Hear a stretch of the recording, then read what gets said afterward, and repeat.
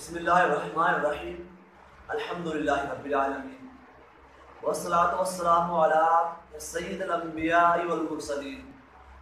معزز ناظرین، آج کے ہم اپنے تیسرے درس میں اپنے مشہور و معروف اولیاء و صالحین کے اقوال کی روشنی میں یہ بیان کریں گے کہ تصوف کی پہچان کیا ہے۔ تو سب سے پہلے ہم بیان کرتے ہیں کہ حضرت محمد جریری علیہ رحمہ سے تصوف کے بارے میں پوچھا گیا تو انہوں نے فرمایا کہ تصوف ہر اعلیٰ اخلاق کو اپنے اندر داخل کرنا اور گھٹیا اخلاق کو اپنے اندر سے نکالنا، یہ تصوف ہے۔ یعنی کہ انسان اپنے اندر سے اعلیٰ اخلاق کو داخل کرے اور اپنے اندر سے گھٹیا اخلاق کو نکال دے، یہ تصوف ہے۔ پھر اس کے بعد حضرت جنید بغدادی علیہ رحمہ سے تصوف کے بارے میں پوچھا گیا تو انہوں نے فرمایا کہ تصوف یہ ہے کہ حق تعالیٰ تجھے تیری ذات سے فنا کر دے اور تجھے اپنی ذات کے ساتھ زندہ رکھے، یہ تصوف ہے۔ پھر اس کے بعد حضرت عمر بن عثمان مکی علیہ رحمہ سے تصوف کے بارے میں پوچھا گیا تو انہوں نے فرمایا کہ بندہ ہر وقت اس حالت میں رہے جو اس کے لیے بہتر وقت ہو۔ پھر اس کے بعد حضرت محمد بن علی قصاب علیہ رحمہ سے تصوف کے بارے میں پوچھا گیا، وہ فرماتے ہیں کہ تصوف وہ کریمانہ اخلاق ہیں جو کریم زمانے میں کریم آدمی سے کریم لوگوں کے ساتھ ظاہر ہو، یہ تصوف ہے۔ پھر اس کے بعد حضرت سمنون علیہ رحمہ سے تصوف کے بارے میں پوچھا گیا تو انہوں نے فرمایا کہ نہ تم کسی چیز کے مالک بنو اور نہ کوئی چیز تمہاری ملکیت ہو، یعنی کہ دنیا میں کوئی بھی انسان یہ نہ کہے کہ یہ گھر یہ گاڑی اس فلاں آدمی کی ہے، یہ چیز تصوف کے مرحلے میں نہیں آتی۔ کوئی یہ نہ کہے کہ یہ چیز فلاں آدمی کی ہے، تو یہ تصوف ہے۔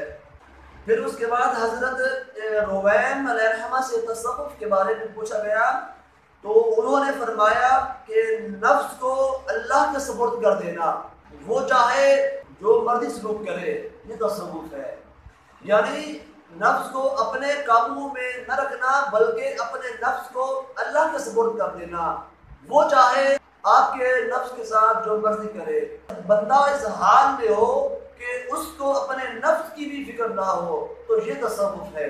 تو ناظرین، پھر اس کے بعد حضرت جنید بغدادی علیہ رحمہ سے تصوف کے بارے میں پوچھا گیا تو انہوں نے فرمایا کہ اللہ کے ساتھ تمہارا تعلق ایسا ہو کہ کسی دوسرے کے ساتھ تمہارا تعلق ایسا نہ ہو۔ پھر اس کے بعد حضرت جنید بغدادی علیہ رحمہ فرماتے ہیں کہ اہل تصوف ایک گھرانے والے ہوتے ہیں، ان میں ان کے علاوہ کوئی دوسرا داخل نہیں ہوتا۔ پھر اس کے بعد وہ یہ بھی فرماتے ہیں کہ تصوف دل جمعی سے ذکر کرنا اور سن کر وجد میں آنا اور اتباع رسول کرتے ہوئے عمل کرنا، یہ تصوف ہے۔ پھر اس کے بعد حضرت ابو علی روزباری علیہ رحمہ سے تصوف کے بارے میں پوچھا گیا، وہ فرماتے ہیں کہ تصوف محبوب کے دروازے پر کھڑے ہونے کا نام ہے، وہ چاہے آپ کو دھکے دے یا اپنے پاس بلا لے۔ بندہ اپنے محبوب کے دروازے پر کھڑا رہے، آپ کا محبوب چاہے وہ آپ کو دھکے دے بھلے آپ کے پاس بلا لے، یہ تصوف ہے۔ پھر اس کے بعد حضرت شبلی علیہ رحمہ فرماتے ہیں کہ تصوف اللہ کے ساتھ کسی غم کے بغیر بیٹھنے کا نام ہے۔ پھر اس کے بعد حضرت جریری علیہ رحمہ فرماتے ہیں کہ تصوف اپنے احوال کی نگہداشت کرنا اور آداب کو اختیار کرنا، یہ تصوف ہے۔